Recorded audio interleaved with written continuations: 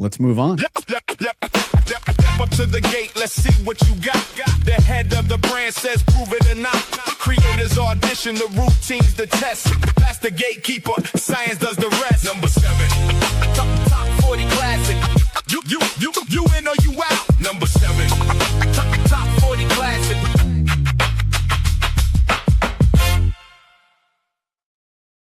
All right, Kyle, take us away. All righty. CeraVe is the gold standard for dermatologist-developed skincare, but in 2025, that authority needed to find its way out of the clinical white coat aesthetic and into the cultural conversation of the feed. Creative companies move, First Avenue machines move, turn brand authority into high-stakes social-first competition. Anthony Davis became the head of CeraVe, the NBA icon gatekeeping the brand and challenging creators to prove they could pass. Style and beauty authority Paige DeSorbo and creator Charlie D'Amelio brought their communities into the fold, auditioning and consulting on routines. The work was built for the scroll. Produced with First Avenue machine, the rollout used GRWM cadence, sharp comedic timing, and a modular content approach optimized for the native visual language of TikTok and Instagram.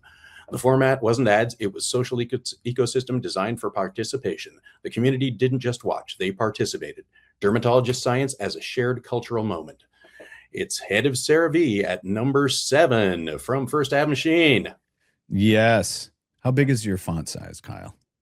It needs to be bigger. Yeah, bump it up. We're at that age. That age. Getting there. Tim and Ella, we're going to talk to you here in a second. Let's take a look at this work. Yes, they did name Anthony Davis a new head of CeraVe. And yeah, he's a very talented basketball player, 10-time All-Star. All right, guys. Any questions about dandruff? But does he have any sort of medical training? I think they just hired him because he's really tall. My whole life, I could see something no one else could. People's scalps. It made me aware of my own dandruff. Once I treated it, I knew I had to help others. Dandruff. That's why as head of CeraVe, I spot those who are suffering and help them with what helped me. CeraVe's anti-dandruff hydrating shampoo. Has it gone to his head? I will say, he is doing his part and his hair looks amazing. I'm basically a dermatologist now. I went to school for 12 years. Hey. That's a picture of my scalp. Looks nice, right? Yep. Okay, you can go. Okay. I love it. Okay, so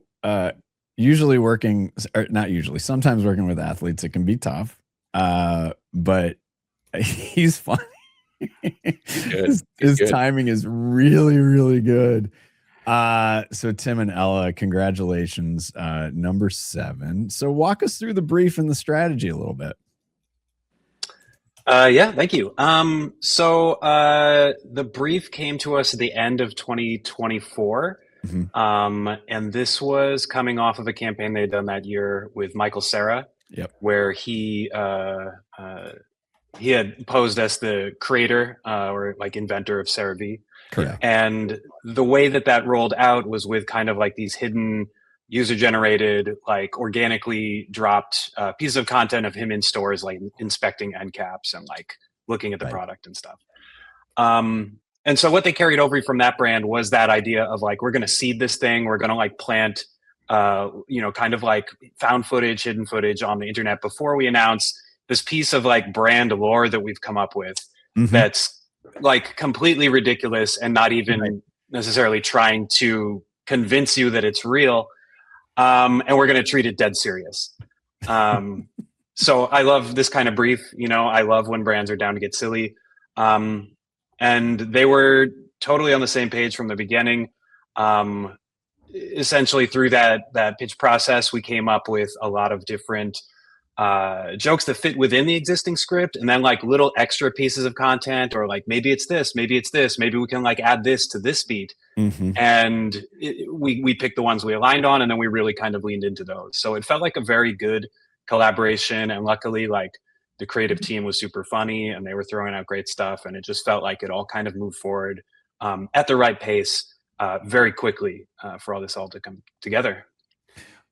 Was Anthony kind of, I mean, he seems like he's pretty natural in this. Did he need a lot of coaching, or was he pretty pretty solid in his. Anthony was amazing. Like Right. like you said, like sometimes people are showing up and they're like, what do I have to do? They didn't look at the Not prepared. scripts. Right. You know, Anthony was down and you could tell he had like thought about some of this stuff. And he was like, I'm like, this guy's getting ready for his post career, like, you know, on camera moment.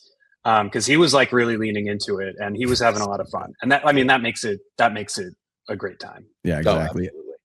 Ella, you know, I want to ask about, because Tim had brought up the Michael Cera part. There is this newfound brand equity. CeraVe has been around for a long time, but because of that campaign, the spotlight was a little bit hotter. So you have this new brand equity. There's also potentially a little bit of pressure, but it does sound like the client is really enjoyable to work with. When you were going into it, understanding like, okay, the spotlight's a little hotter now, did that impact any decision making, any thinking as you were working on the project? I don't think that really impacted the project in terms of pressure. Like, it was just obviously such a great opportunity to work on a brand that was having that spotlight.